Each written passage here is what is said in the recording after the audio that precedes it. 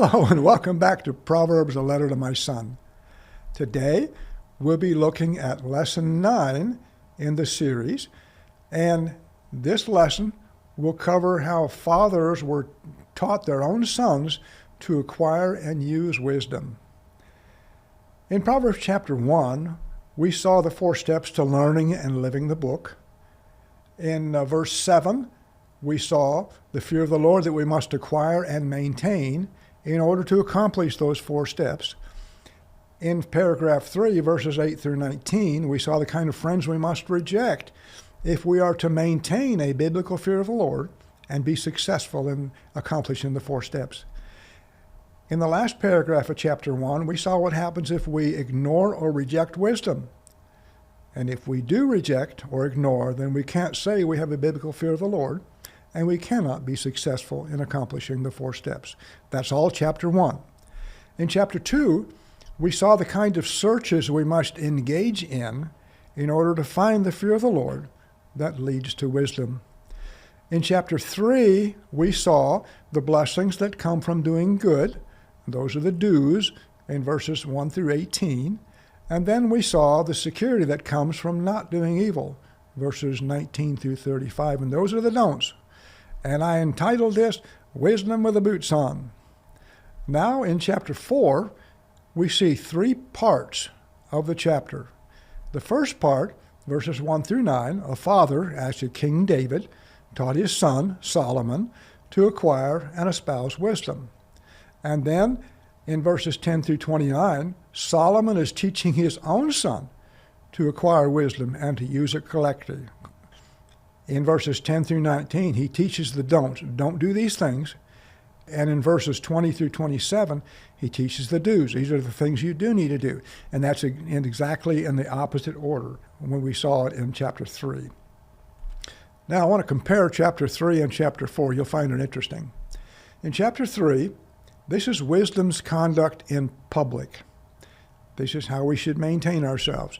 And it's wisdom on display. And then in chapter 4, we see wisdom's conduct in private. How should I be to me?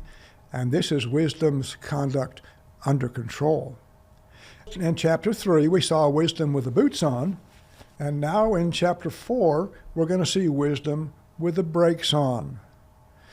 Now I'm going to show you a pictorial view of the chapter to kind of give you an idea of where this chapter is going to go. Follow along and we'll look. Okay. Verses 1 through 9 are a segment by themselves. It is David teaching Solomon, get wisdom, and it'll make your life sweet. And it did.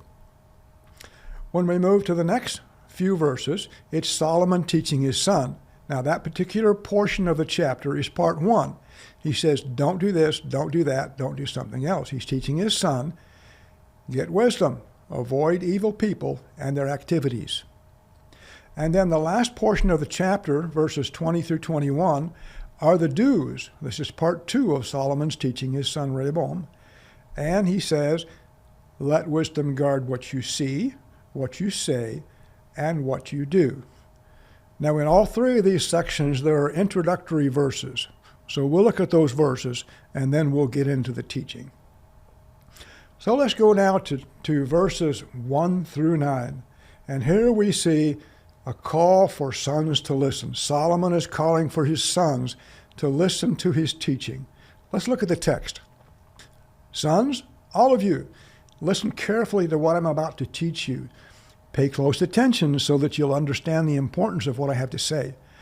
My teaching is good, dependable, and trustworthy, so don't turn your back on it. Sons, listen to me. Pay attention. So, Solomon said, when I was just a kid, Dad taught me. Now he's talking now to his sons. When I was just a kid, Dad taught me. So what did he teach him? Let's look in verses 3 to 9. And he said to Rehoboam, listen, you in particular, it worked for me. And here's what he said. King David said to Solomon, make my teaching so important to you personally that you will perform it as long as you live. If you do, you'll live to be an old man. And Rehoboam, you can see how it's done good for me. And then Solomon continues in verse 5 and 6 and says that David, his dad, said, "Here's the crux of my teaching. Acquire wisdom and understanding, and once you find them, never let them out of your sight." So, what's the crux of it? Love wisdom, and she'll protect you. Look at the text in your Bible. And then he says, abandon wisdom, and that protection goes away. Now, Solomon's teaching his kids while he's still in the highlight of his reign, but at the end of his reign, what did he do? He abandoned wisdom, and what happened? Solomon worshipped his wives, and what happened? He lost his kingdom. So, it's still true. Love wisdom, she'll protect you. Abandon wisdom, and that protection goes away. Now, I'd like to look at verse 7. It says, the beginning of wisdom is acquire wisdom, and with all you're getting, get understanding. The Amplified says, wisdom is supreme. Get wisdom. Yes, though it cost all your possessions, get understanding. Now, I submit to you that wanting wisdom and being willing to search for it is indeed the beginning of wisdom. This is what I've seen from the beginning. This verse right here, verse 7, is what spurred me on to study Proverbs. It says the beginning of wisdom is acquire wisdom.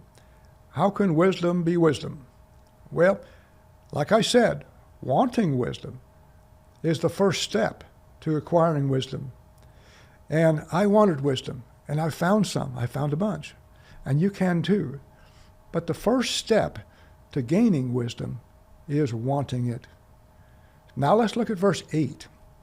Prize her, and she will exalt you. She'll honor you if you embrace her. She'll place on your head a garland of grace. She will present you with a crown of beauty. So now, what is it really looking at here? Notice, in the red, if you prize her, what? In the blue, she'll exalt you. Notice, in the red, if you embrace her, she'll honor you. In other words, she'll give you a good reputation. She'll place a garland of grace on your head to make you a beautiful person, and she'll present you with a crown of glory. In other words, elevate you to a place of honor. These are the benefits of choosing and living wisdom. David's saying, these are yours. These are yours, Solomon, if you'll do it. Now Solomon said to his sons, I've done all of these things, and you can see how well it's worked for me. Yes, it's worked well. So that's David teaching Solomon. And Solomon saying, son, this is what my dad taught me, and it worked well. And now he moves to verse 10 through 19, where he says, notice in the previous section it said sons. Now this section it says son. So I believe that in this section and then the following one, Solomon is specifically targeting Rehoboam with his teaching. So he says, Rehoboam, it worked for me, and I know it will work for you. So now I'm going to teach you. So what is he going to teach? First, I'm going to teach you how to live wisdom by avoiding evil. These are the don'ts. And then he says, second, I'm going to teach you how to live wisdom by guarding your steps. And here are the do's. So let's look first at the don'ts, verses 10 through 19. And if you'll remember in your chart, that's the second segment of the chapter, and this is part 1 of Solomon teaching Rehoboam. I give you the visual so you can kind of get a picture where this chapter is going and what parts it breaks down into. I hope it helps. At least it helps me.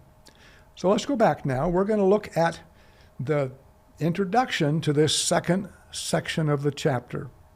So this is verses 10 through 13. So let's look at them.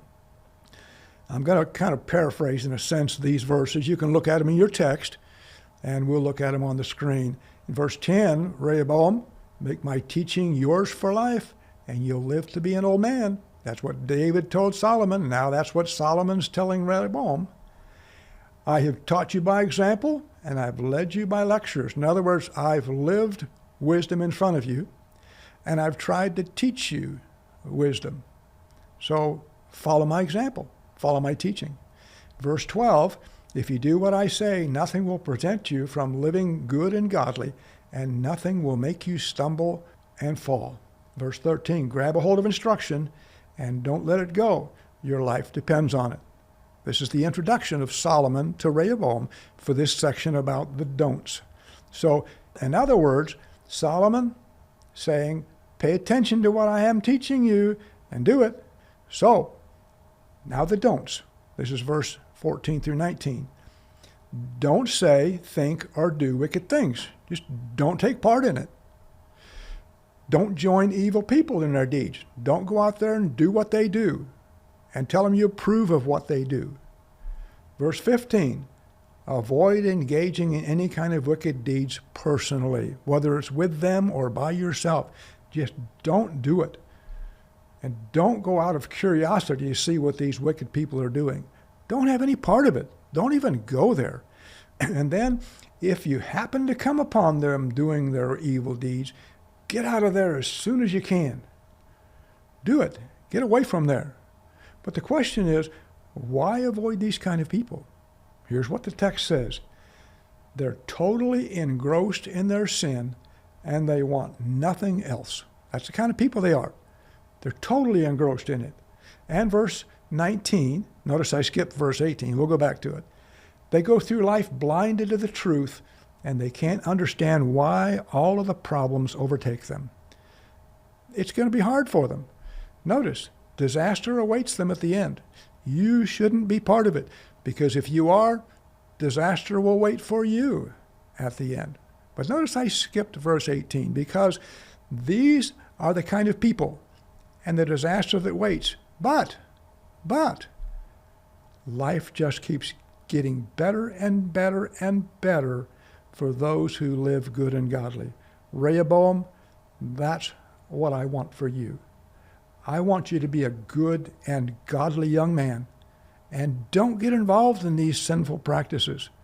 If you look at the chapter 3, it teaches the same thing about the security that comes from not doing evil. So this is Solomon's first segment of his teaching of Rehoboam. Don't do these evil things. If you don't, you can expect to live a long life. Now, we look at the do's, verses 20 through 27. These are the do's. Do these things. Make living wisely a matter of the heart.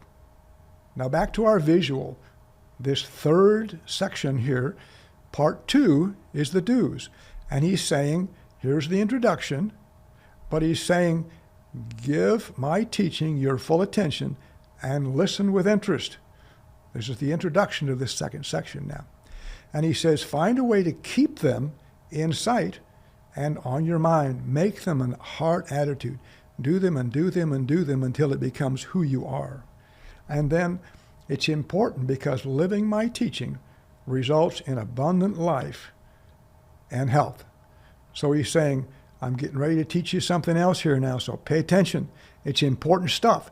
Listen carefully to what I'm saying and do it. Son, do it for your own benefit.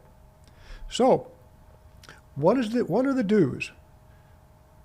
In verse 23, the scripture teaches that everything that we do emanates from the heart. Everything. We teach our mind to choose to do right, and as we do it and do it and do it and do it, it becomes a heart attitude. So everything emanates from the heart. So we need to make our heart the kind of heart that wants to do good and wants to avoid evil. So in this section, Solomon's saying these are things that you need to do. So what are they? Well, let's look. They are, 1, guard your heart. Be careful what you allow to enter your heart. Now, how do you do that? Well, first thing, you major on staying in the scriptures. Learn what they say. Learn what they teach. Learn how to do what it teaches. That's what we're talking about step 1, 2, and 3 of how to learn and live the book of Proverbs. And then do it, and do it, and do it, and do it until it becomes a heart attitude. So he's saying, guard your heart. Be careful what you allow to go in there. Now, how do you do that? Well, you guard what you say. Don't let your mouth speak perverted things. Guard what you say. Make it kind and truthful. Guard what you gaze at. Don't look at things that will pervert your mind. Don't look at pornography. Don't look at movies that are bad. Don't look at things that make your mind dwell on things that are bad. Watch what you look at. Be careful. And then he says, guard where you go. Be careful where you go, what you do, who you spend time with, who you make your friends. Remember in chapter 1, it says reject those friends that would entice you to join them in their sinful activities. Don't reject wisdom. Not like in the last part of chapter 1 to make bad decisions. Guard what you do. Guard where you go. Guard what you say. Guard what you see. Guard what you do in every area of life and practice. And Solomon is saying, son, it worked for me. It will work for you. Now I realize that Solomon was younger at this point. He hadn't ruined his life yet by worshiping his wives' gods. But up to this point, he'd been a good and godly man. And Solomon, I think, sensed that Rehoboam had a rebellious streak. Do you remember when Solomon died and Rehoboam took the throne? He lost it because he made bad decisions. Why is that? Well, this is another topic, but Rehoboam lived in the castle. And as you read Ecclesiastes, Solomon was never content. He tried one thing, wasn't satisfied. He tried another thing, wasn't satisfied. And he kept looking for more and more and more because his wisdom and possessions and power and all didn't satisfy him. I think Rehoboam looked at Solomon and says, you're teaching me to get wisdom, but yet your life doesn't show it. It isn't working well for you. Why should it work for me? So parents, we need to be careful how we act and what we say in front of our kids. We need to be genuine. Solomon was teaching his son. We can teach our own sons the same thing. This is chapter 4. But notice, chapter 3 is wisdom with the boots on, how to live it in public. And in chapter 4, it's how to conduct ourselves in private. Us. How do we control ourselves? What do we do? What do we not do? I hope this has helped you. I've enjoyed it. I look forward to seeing you in the next lesson